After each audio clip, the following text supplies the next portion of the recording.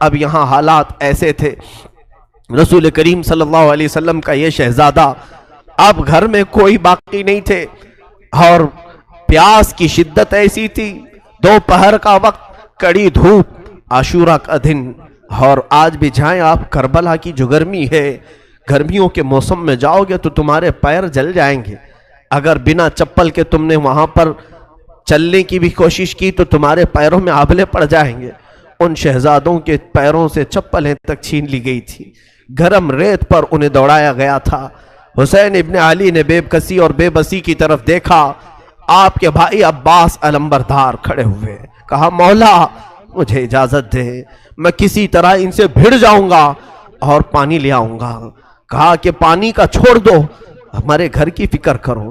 کہا مولا آپ کی بچی سکینہ بار بار کہتی ہے چچا کیا مجھے ایک چلو بھی پانی نہیں پلا سکتے، کیا مجھے تھوڑا سا پانی آپ نہیں دے سکتے؟ سکینہ کی عمر 9 سال کی تھی۔ 9 سال کی بچیاں ہمارے سامنے میرے عزیزوں وہ کلیاں ہوتی ہیں، وہ پیار کرنے کی ہوتی ہیں، محبت سے دیکھنے والی بچیاں ہوتی ہیں۔ ہم تو کانٹا بھی چبھنے نہیں دینا چاہتے ہماری بچیوں کو۔ سکینہ بے یار و مددگار خیمے میں جب اپنے چچا کو پکارنے لگی، کیا چچا سارے شہزادے پانی سے پیاسے چلے گئے، کیا بچیوں اور عورتوں کو بھی پانی نہیں دیا جائے گا؟ حضرت عباس نے کہا سکینہ تم نے میرے جوش کو للکارا ہے، لاؤ مشکیزہ اور میں پانی لا کر کے رہوں گا، تم انتظار کرنا دیکھ کہ میں ابھی پانی لاتا ہوں اور پورے خیمے کو پلاتا ہوں۔ مشکیزہ اٹھایا اور چل پڑے دریائے فرات پر۔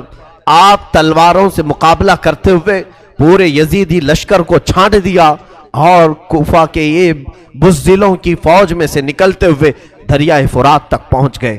فرات میں پہنچنے کے بعد آپ نے دیکھا پانی جوش مارتا ہوا، ٹھنڈا پانی، ندی کا میٹھا پانی، اور مشکیزہ ہاتھ میں ہے۔ اٹھایا۔ میرے عزیزو آج افطاری کا منظر مجھے یاد آتا ہے کہ جب ہم دن بھر کے بھوکے ہوتے ہیں، سامنے ٹھنڈا شربت رکھا ہو، میٹھا پانی رکھا ہو، اذان کیا ہوتی ہے کہ سب سے پہلے ہم اٹھائے اور پی جاتے ہیں۔ کس کا روزہ ہے یا نہیں ہمیں اس کی خبر نہیں۔ مولا عباس کو دیکھو، چلو اٹھایا اور کہا کہ میں تھوڑا پانی پی لوں پھر مشکیزے میں بھروں۔ اس کے بعد اپنے ہاتھ کو کوسنا شروع کیا، برا ہو تیرا، تو نے حسین کے بغیر پانی پینے کا سوچا کیسے؟ چلو سے پانی پھینک دیا اور کہا مولا حسین اپنے خیمے میں پیاسے، بچے تڑپ رہے ہیں اور عباس یہاں پہنچ گیا ہے تو کیا پانی پی لے گا؟ ایک قطرہ بھی پانی نہیں پیا، پورے مشکیزے میں پانی بھر لیا اور اس کے بعد چل پڑے۔ جب جیسے ہی چلے یزیدیوں کے ساتھ حملہ ہوتا رہا اور لوگوں نے پکار کر کے کہا، عمرو بن سعد نے، اے لوگوں خیمے حسین تک پانی جانے نہ دینا، اگر پانی چلا گیا تو پھر جنگ بھاری پڑ جائے گی، ہمارے لیے یہاں پر جنگ لمبی ہو جائے گی، لہذا عباس کو روکو۔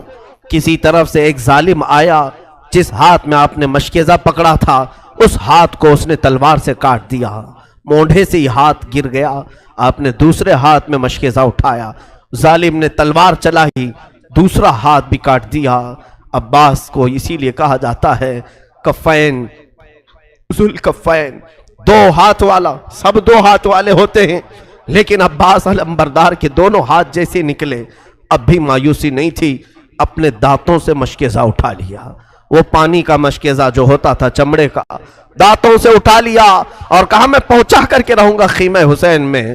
پکارے عباس، اے سکینہ میں پانی لاؤں گا تو خوب پینا، کٹے ہیں بازو چھدا ہے سینہ، ابھی میں کٹے ہیں بازو چھدا ہے سینہ۔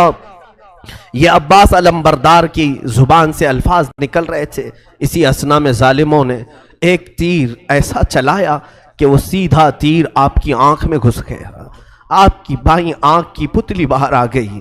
اب تو حال یہ تھا کہ میرے عزیزو تیر نکالنے کے لیے ہاتھ بھی تو نہیں تھے، تیر اگر کھینچ کر کے نکالا جائے ہاتھ بھی نہیں تھے، اور ظالموں نے تیر برسانا شروع کیا۔ عباس اب تک نہیں روئے، ہاتھ کٹ گئے، آنکھ میں تیر چبھ گیا، رونا نہیں آیا۔ اسی اسنا میں کسی نے آ کر کے مشکیزہ پھوڑ دیا، پانی کا۔ عباس کا صبر نہیں ہو سکا، چیخ نکل گئی، ہائے مردود تو نے کیا کیا، میرے ہاتھ لے لیا، آنکھ پھوڑ دیا۔ ٹھیک تھا لیکن یہ پانی میں سکینہ تک پہنچا کر آ جاتا. آپ اسی غم میں نیچے زمین پر گر گئے. سوچو جو گھوڑے پر بغیر ہاتھوں کے گرا ہوگا کیسے گرا ہوگا. تم اگر اوپر سے گرو گے تو ہاتھ وغیرہ سے اپنے آپ کو سنبھال لو گے. دونوں کٹے ہوئے ہاتھوں سے جب کوئی گھوڑے سے گرتا ہو, چاہے وہ منہ کے بل گرے کہ سر کے بل گرے, کس طرح سے گرا ہوگا. جبکہ ایک آنکھ میں تلوار ہے. پکارا اپنے بھائی کو, اپنے بھائی امام حسین کو پکارا. مولا حسین دوڑتے ہوئے آئے. راویوں نے لکھا ہے کہ حسین ابن علی اتنی تیزی سے دوڑتے ہوئے آئے کہ پورا امامہ کھل گیا تھا اور کپڑے الجھ گئے تھے. دوڑتے ہوئے آئے, عباس کو اٹھایا, سر لیا, اب بھی جان باقی تھی. کہا امام علی مقام سے کہ ہاتھ دونوں نہیں ہیں, تیر آپ اپنے ہاتھ سے نکال لیں. دونوں ہاتھ کٹے ہوئے تھے. امام علی مقام نے تیر آنکھ سے نکالی تو آنکھ کی پتلی بھی تیر کے ساتھ باہر آ گئی. دوسری آنکھ میں خون جمع تھا. عباس اسی اسنا میں کہہ رہے تھے مولا بس 2-3 خواہشیں ہیں, 2-3 خواہشیں. کہا عباس کہو تو صحیح. کہا پہلی خواہش یہ ہے کہ آنکھ پر جمع ہوا خون صاف کر دیں. آخری بار ایک بار آپ کے چہرے کو دیکھ لوں, ایک بار آپ کا دمکتا ہوا چہرہ دیکھ لوں. مولا حسین نے اپنے امامے کے کپڑے سے ان کی آنکھیں صاف کی. جب آنکھ کھولی تو عباس سے کہا اور کیا خواہش ہے بتاؤ. کہا مولا میری لاش کو اٹھا کر خیمے کی طرف مت لے جانا, خیمے کی طرف نہ لے جانا. کہا کیوں, ساری لاشیں تو میں نے وہیں جمع کی ہیں.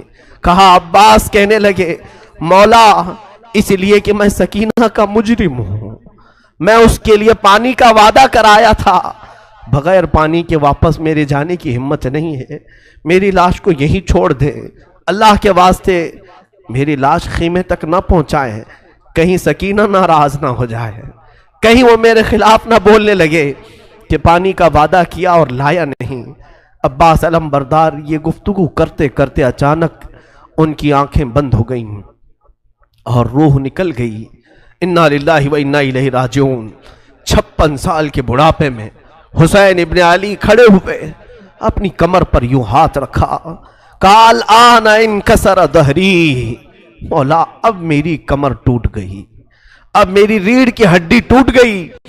کیونکہ عباس کو مولا حسین اپنی ریڑھ کی ہڈی کہتے تھے. حسین ابن علی رضی اللہ تعالیٰ عنہ حضرت عباس کو اٹھائے ہیں, پھر لے آئے ہیں. بیویوں نے پوچھا عباس پانی لانے کے لیے گئے تھے, لے آئے. کہا پانی تو نہیں لے آئے, وہ خود پینے کے لیے نانا کے حوض کوثر چلے.